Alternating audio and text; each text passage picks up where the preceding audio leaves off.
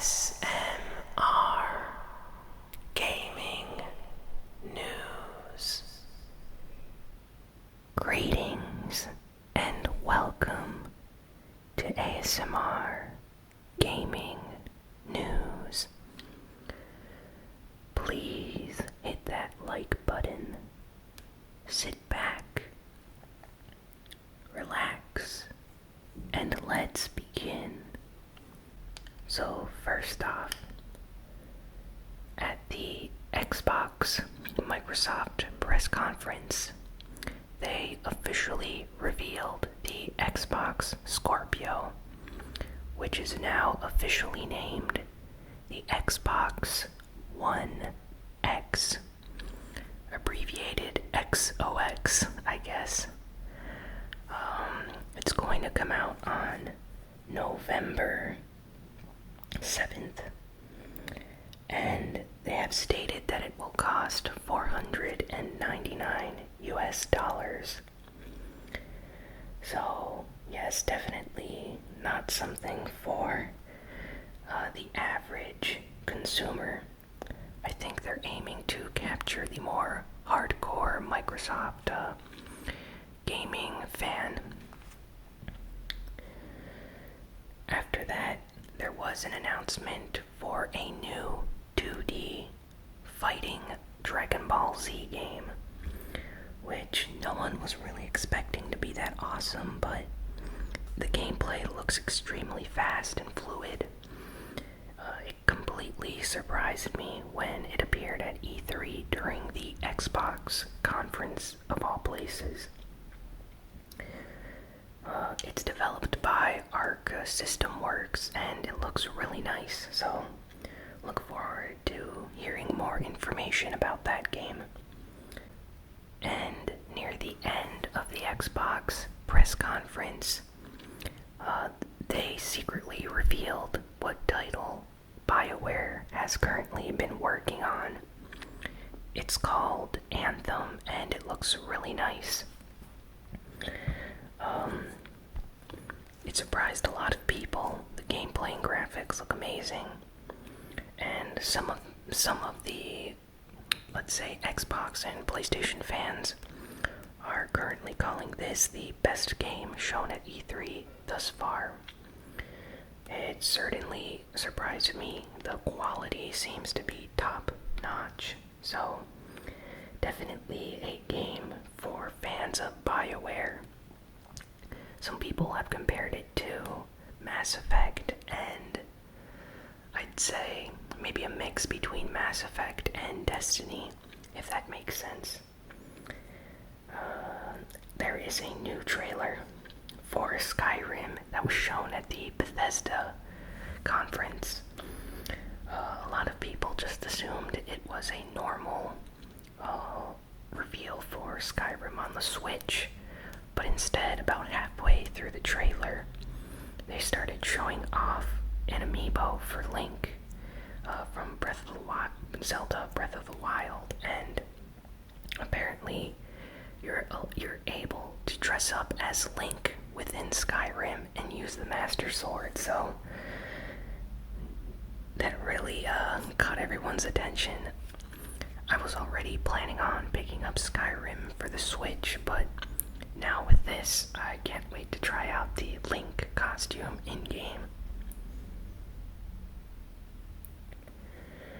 And Minecraft at the Xbox conference. They had a huge Xbox, Minecraft 4K announcement. Basically, the new Xbox One X will be having a version of Minecraft that will run at 4K resolution, so it'll look much better than it currently does.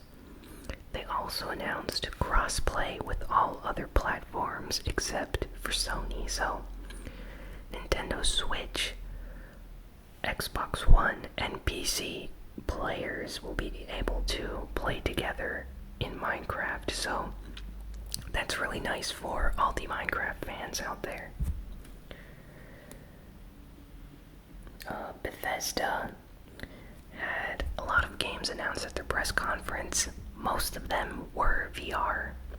related, like the Fallout 4 VR or Doom 4 VR. But there was one announcement for the next Wolfenstein game, the sequel to the 2014 game Wolfenstein, that really looked awesome. I haven't played the previous game. This one looks really nice. The story and all the mayhem and stuff going on looks really interesting. And I've noticed a lot of people that were not really interested in the previous Wolfenstein game are now trying to pick up this game before the sequel comes out. So it seems like Bethesda did a good job with this new trailer. And Xbox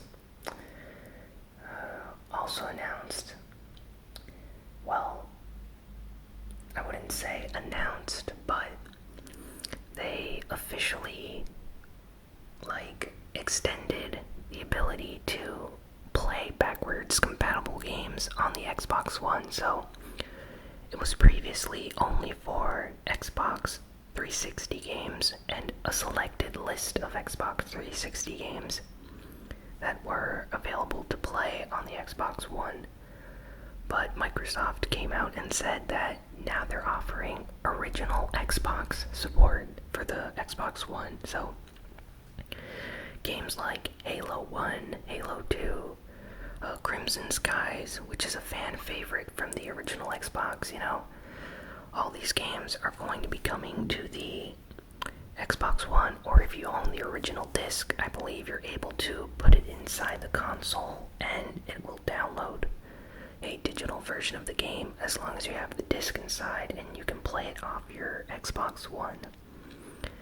So lots of people are extremely happy about that, and I have to give it to Microsoft for allowing backwards compatibility, something which Sony has not done very well with the PlayStation 4 this generation. A lot of their, I'd say, backwards compatibility is basically a digital download for like 10 PlayStation 2 games they have on their PlayStation 4 store, and that's about it. With the PS3 and PS2, you were able to play PlayStation 1 discs, and early on in the PlayStation 3's life cycle, you could also play PS2 discs. So that's kind of disappointing that this generation, the PS4 cannot play PS3, PS2, or PS1 game discs, while the Xbox One can. So I really hope Sony does something about this in the future. Life is Strange Before the Storm was announced. This is I'd say, special game that's not necessarily a sequel to Life is Strange. Is more like a prequel to the original game. So it's going to take take place 10 years before the original game or something. And if you don't know, Life is Strange is a huge fan following online. So this game is definitely going to sell well when it comes out later. And yeah, it looks really nice in the trailer. I'm just wondering how they're going to incorporate the elements from the original game if this game is a prequel, so certain mechanics and things won't make sense if they're able to use them early on in this game. Assassin's Creed Origins was announced, like I previously talked about in last week's episode, and in the weeks before that. It was previously rumored and teased, and there were a bunch of leaks, but yes, Ubisoft has basically officially confirmed Assassin's Creed Origins is coming out.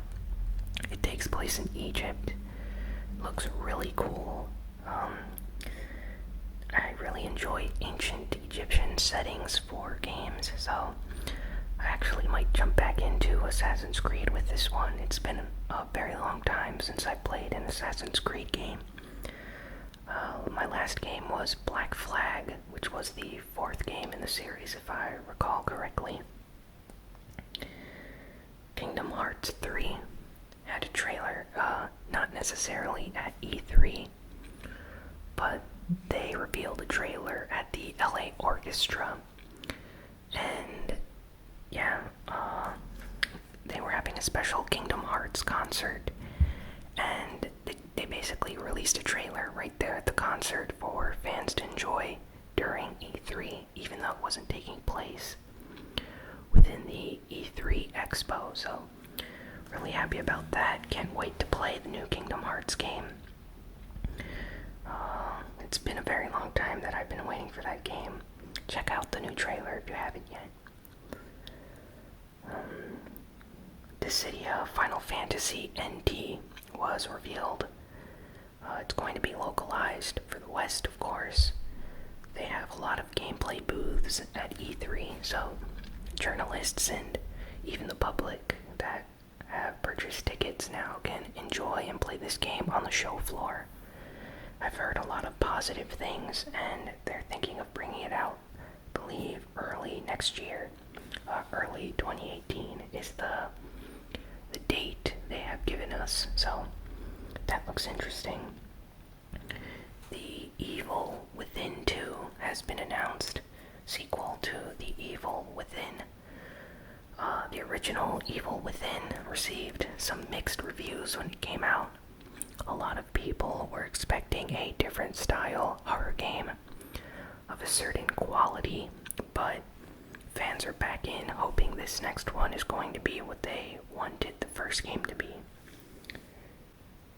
The trailer is, well, let's just say it's very unique.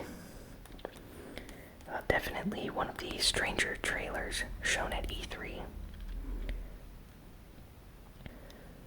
Undertale was secretly announced before the PlayStation 4 press conference, so before the Sony conference they had this pre-show, and during the pre-show they showed off trailers and advertisements, and one of these was for Undertale on the PlayStation 4 and PlayStation Vita, and I believe they announced a collector's edition and a standard edition of the game that will be up for pre-order later on.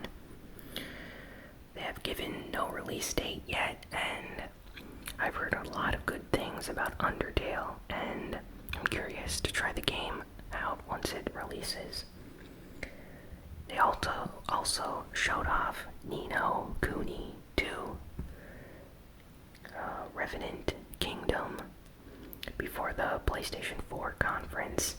This is the upcoming game by Level 5 and Studio Ghibli, the Japanese animation studio.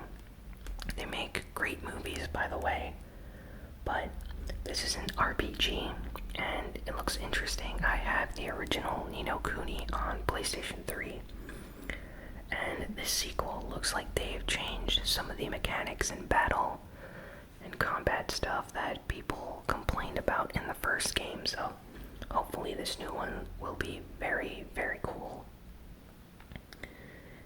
At the Ubisoft conference, they announced Beyond Good and Evil 2.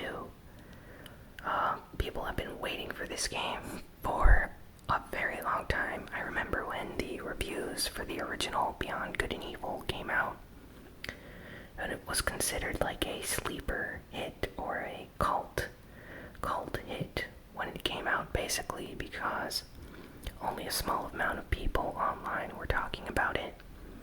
But it did win, I believe, some Game of the Year awards by various news sites and stuff when it came out, so at least it had that. But this new Beyond Good and Evil is a sequel, and it looks very different. I've seen people online complain that they've changed the lighthearted nature of the original and made it something M-rated and kind of adult only, whereas the previous game was for everyone. It was a, fun, more lighthearted, light-spirited game.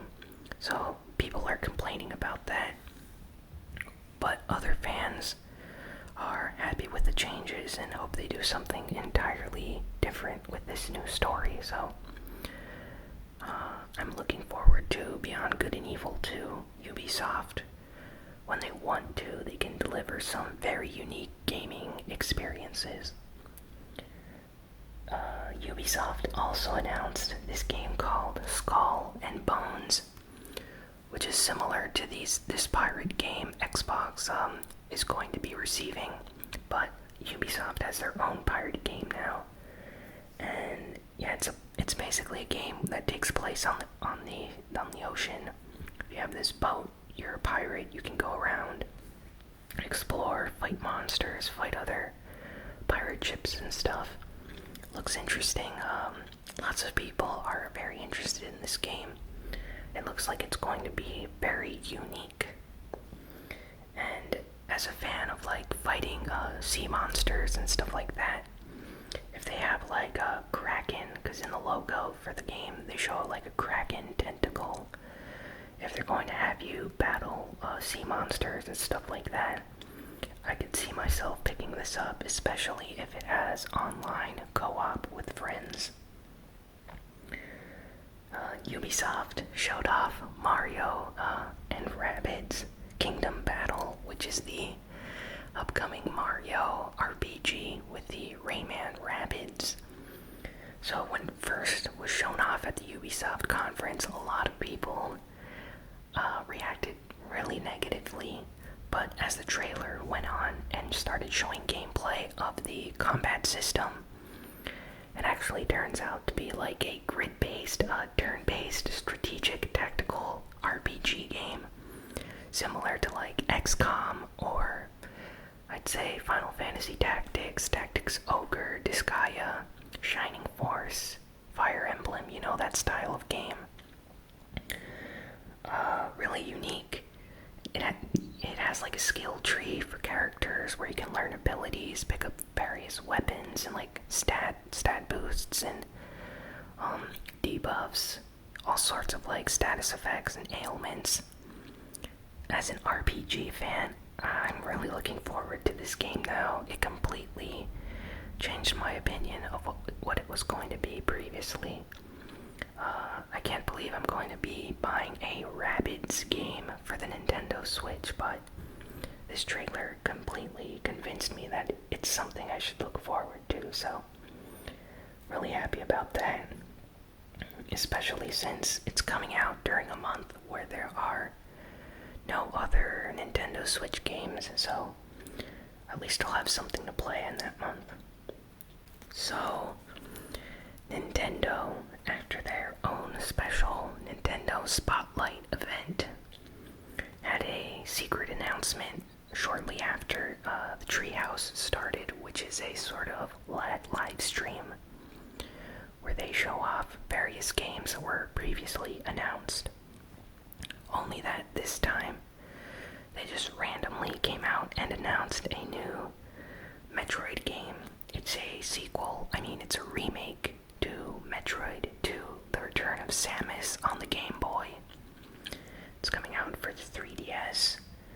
Completely repolished, new graphics, new abilities. You're now able to aim in complete 360. So Samus can basically shoot in any direction, which is really nice. Lots of people are very happy at the fact that we're having another new, completely new 2D Metroid game after an extremely long time of not having any. There hasn't been a new 2D Metroid game since the Game Boy Advance, like the DS, Wii U, 3DS. Now, near the end of the 3DS's life cycle, we are finally getting a new 2D Metroid, so this is a huge moment for Metroid fans, and yeah, I can't wait to play this new Metroid game once it comes out. Nintendo also revealed a game that was previously leaked. Mario and Luigi Superstar Saga plus Bowser's Minions is coming out for the 3DS. It's an enhanced remake of the Game Boy Advance game. Superstar Saga is one of my favorite Mario and Luigi games, and it's the first one in the series. I felt like it had a decent balance between seriousness and like comedic elements. The later games just got too comical without any like seriousness, and the combat in this first one was I'd say, the most exciting, since it didn't push all these touch control mechanics that the later Mario and Luigi games became very infamous for. So really happy about this one. A fun fact about Superstar Saga is that it's one of the few games where Geno, the character Geno, is an original Square Enix created character for Super Mario RPG. He has hardly appeared in any game, so he's appeared in the original Super Mario RPG, and he made an appearance in Superstar Saga, so if you're a fan of Geno, this is a game to get, since he appears in a brief scene in this game. Well, that's a lot of E3 announcements. This is probably going to be a slightly longer episode than usual. I know I missed a lot of smaller indie titles. I plan on doing a video for small indie games in the future. And as far as like the large announcements go, I think I've pretty much covered all of them. Stuff like Shadow of the Colossus and Days Gone, God of War, I covered in the Sony press conference E3 video. And things like Super Mario Odyssey and that stuff I covered in the Nintendo E3 press conference video. So thanks for watching. Be sure to like, comment, share, and subscribe. Be sure to follow me on Twitter at ASMR Gaming News. And yeah, I will see you all next time. So long.